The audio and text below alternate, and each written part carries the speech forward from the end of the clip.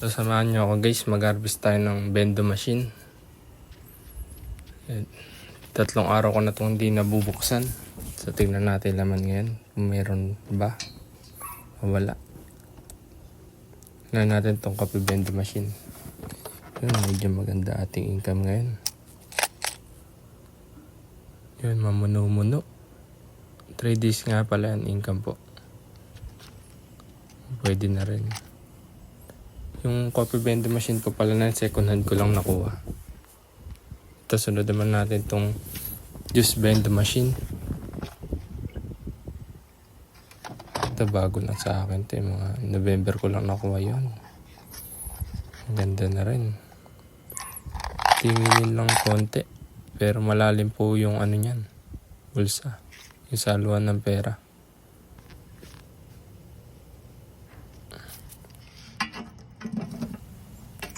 Dito naman tayo sa may water bendo, piso bendo, piso tubig.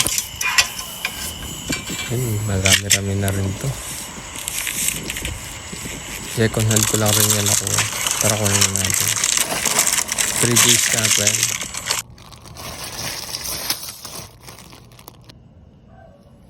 Kunin natin.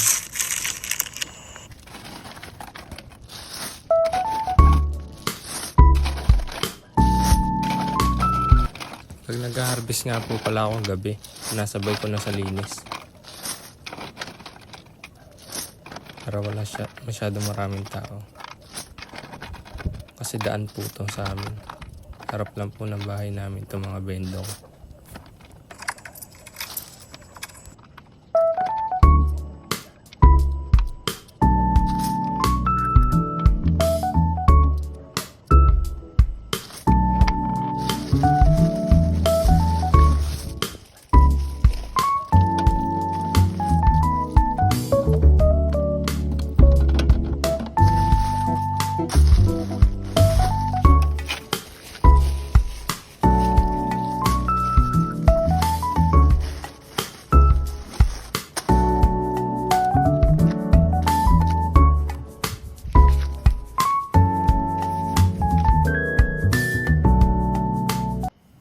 Ito pala lahat ng nakuha natin mula sa ating mga bendo.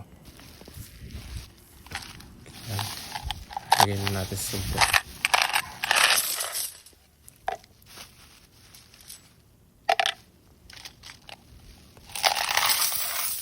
Mag-iwan lang tayo taglilima para hindi mabasyo ating nilalagyanan.